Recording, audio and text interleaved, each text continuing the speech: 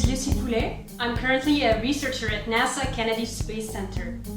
6 years ago, I was also an analog astronaut, and I spent 4 months with 5 other people isolated on the slopes of the volcano Mauna Loa in Hawaii to simulate a mission on Mars.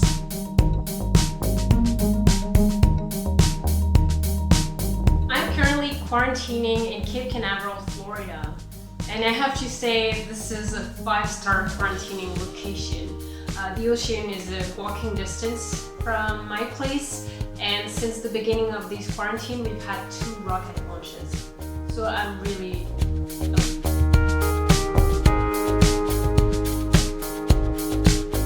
I wake up, I do yoga for 10 minutes, and then I go on with my CrossFit workout. My gym is posting a CrossFit workout every day. And then I have breakfast and I start working. I usually have a break for lunch. I have some breaks throughout the day to call my family back in France, and I end up working around 6 or 7 p.m. and that's it.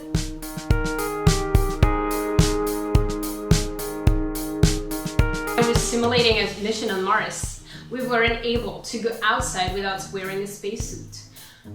We had a 40 minutes delay in our communication with the outside world. The big difference as well is that I knew my longest isolation mission was gonna last for 4 months, while now we don't know how long the quarantine is gonna last.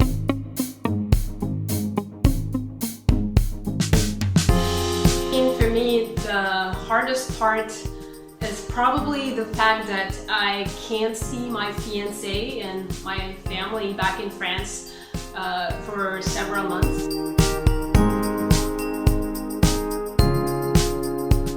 I think it's okay for us to not be as productive as usual, and I think it's also okay not to get out of this quarantine time with a new skill or a personal challenge that we have accomplished. So I'm just continuing my personal projects without imposing another burden on top of everything else.